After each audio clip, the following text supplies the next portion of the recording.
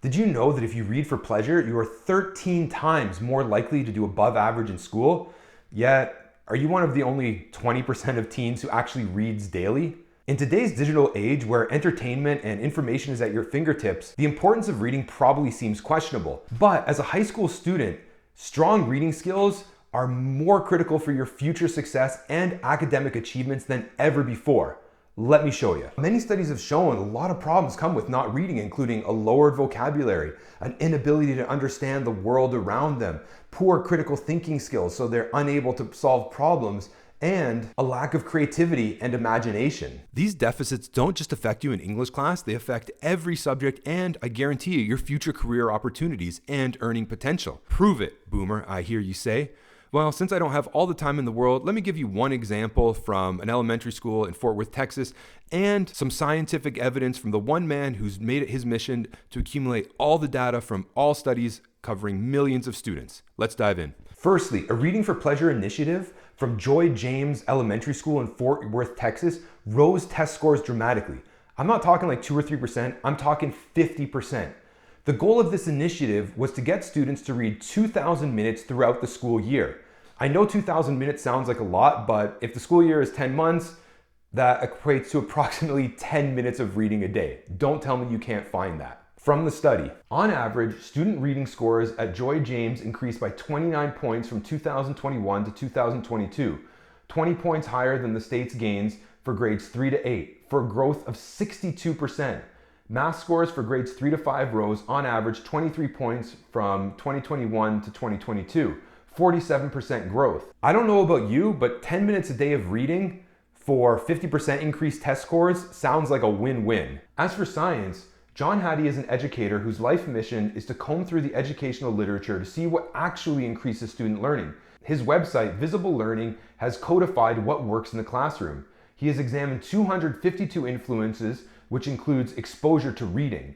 His work has found that through 606 studies of 410,000 students has shown exposure to reading will have an effect size of 0.5.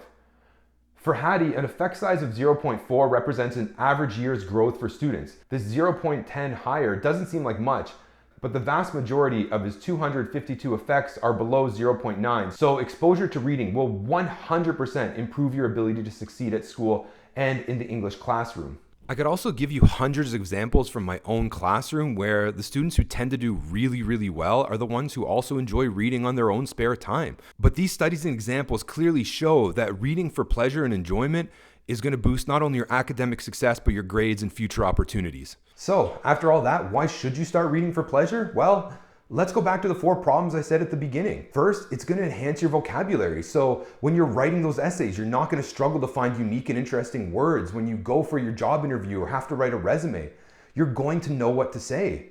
Secondly, it exposes you to a huge amount of new ideas, information, stuff you haven't learned before. So you're going to know a lot about the world around you. You know the most interesting man in the world? That's going to be you now because you read. Thirdly, reading is like exercise for your brain. It improves your memory, focus, concentration. All of those things are hugely beneficial. You're going to be a better problem solver because reading is like high octane fuel for your brain. You're going to be running at peak performance all the time, getting what you want out of life.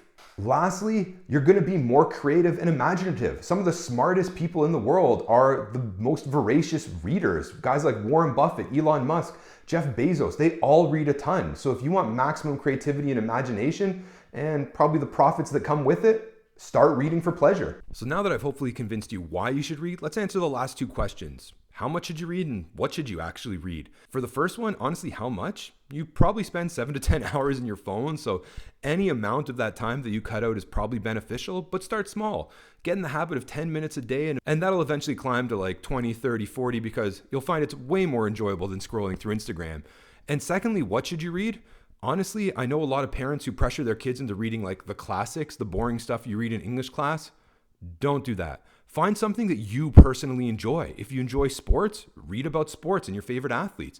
If you enjoy sci-fi, read those books. If you like romance or romantic comedies or whatever, read those books. Find what you enjoy because it'll make the journey so much more engaging. For one quick aside, if you found any value in this, please consider giving a like and a subscribe down below. It would greatly help the channel grow. Sadly, with fewer students reading than ever before, If you start reading, you are going to be light years ahead of everybody else in terms of your creativity, problem solving, critical thinking, all of those skills that are going to lead to higher grades.